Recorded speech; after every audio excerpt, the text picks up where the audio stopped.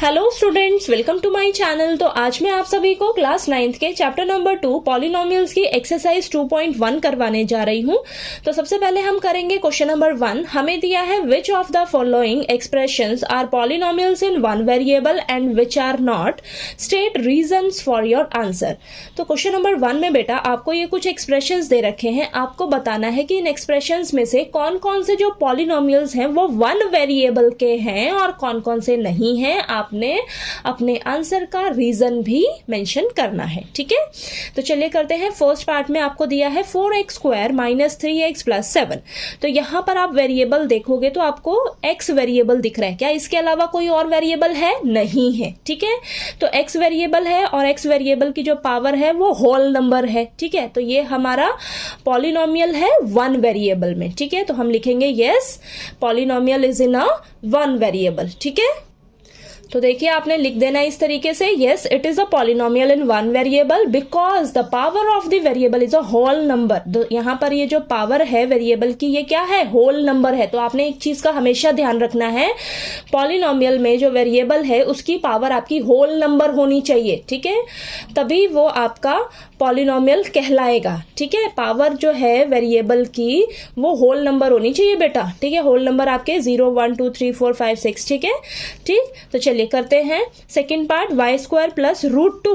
तो यहाँ पर वेरिएबल हमें क्या दिख रहा है? y दिख रहा है। इसके अलावा कोई और वेरिएबल है? नहीं है। अब y वेरिएबल की पावर आपकी होल नंबर है, ठीक है। तो ये हमारा पॉलिनोमियल है वन वेरिएबल। यही रीजन हम मेंशन यहाँ पर करेंगे, ठीक है।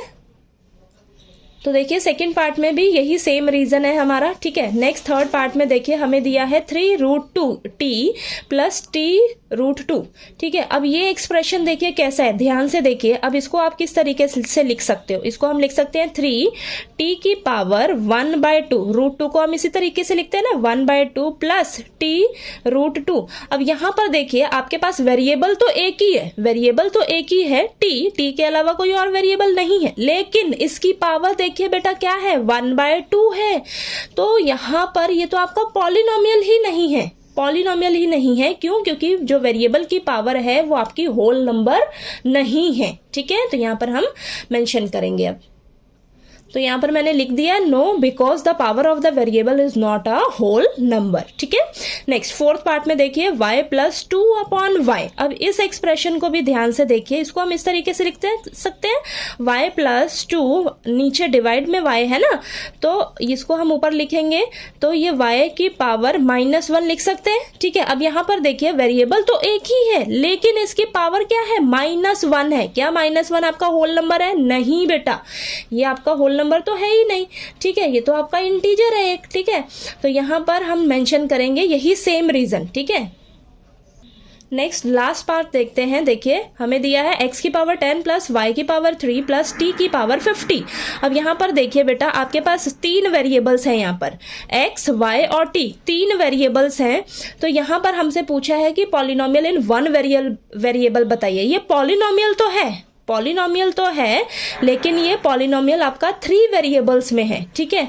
तो हमसे तो पूछा था वन वेरिएबल का, तो उसके लिए रीजन आंसर हो जाएगा नो। और रीजन क्या देंगे हम?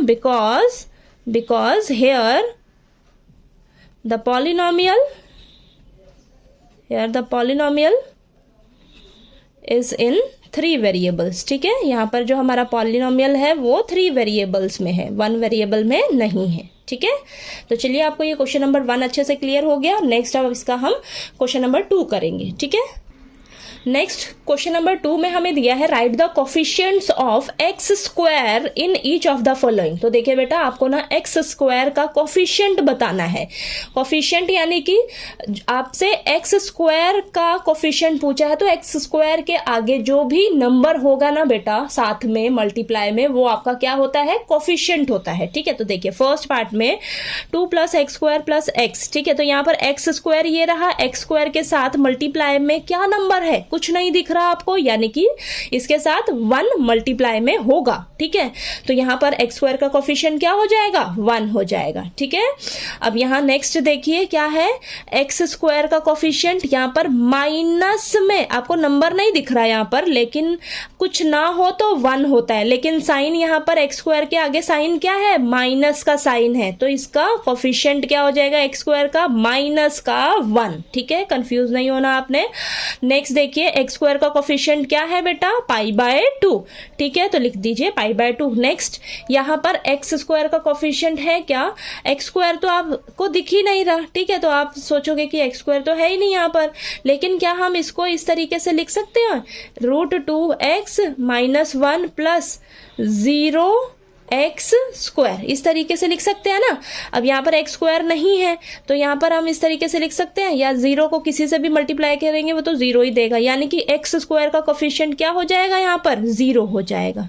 ठीक है ही नहीं एक्स स्क्वायर। ठीक है, तो हम यहाँ पर एक्स स्क्वायर का कोफिशिएंट क्या लिखेंगे, 0 लिखेंगे। ओके, चलिए क्वेश्चन नंबर 2 क्लियर हो गया। नेक्स्ट क्वेश्चन नंबर 3 करते हैं। ठीक है, नेक्स्ट क्वेश्चन नंबर 3 में हमें दिया है, give 1 example each of a binomial of degree 35 end of a monomial of a degree 100।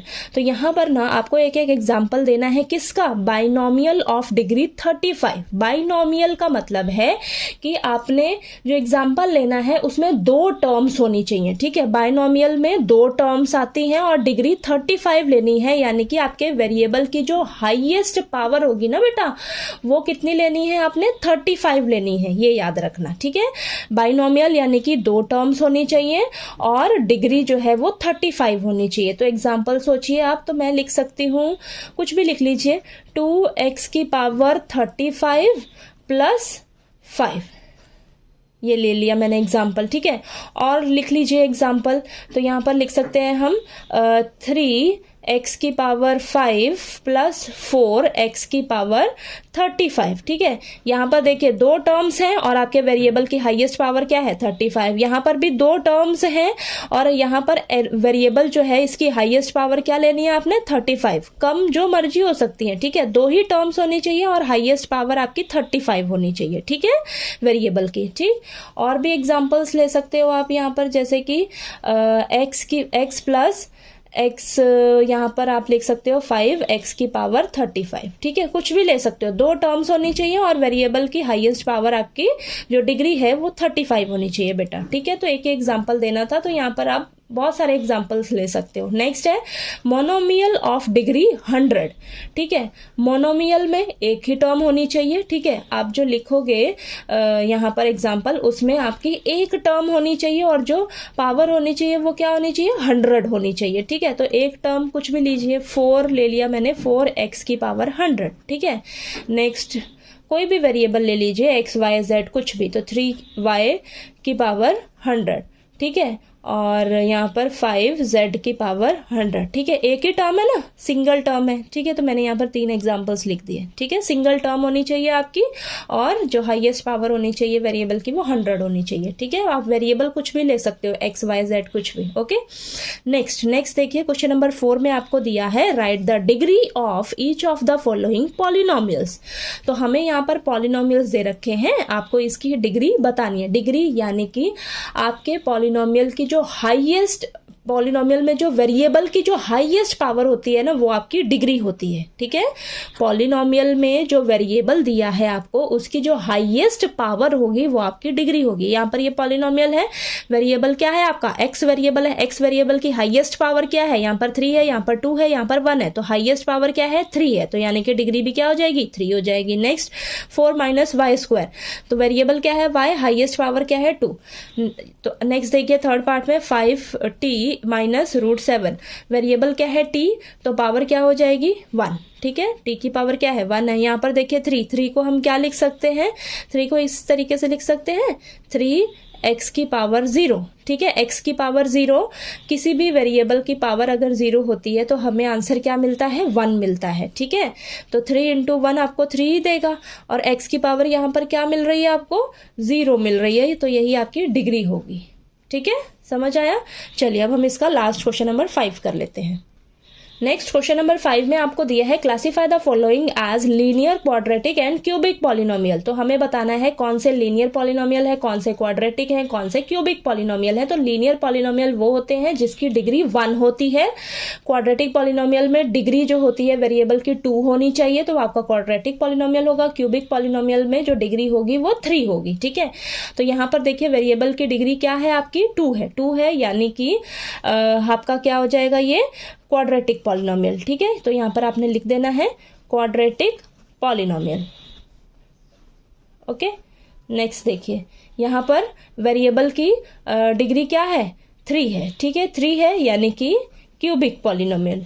ठीक है, क्यूबिक पॉलिनोमियल डिग्री पता है ना आपको, वेरिएबल की हाईएस्ट पावर। ठीक है, यहां पर देखिए y वेरिएबल है, डिग्री क्या है 2 है, यानी कि ये क्वाड्रेटिक पॉलिनोमियल है।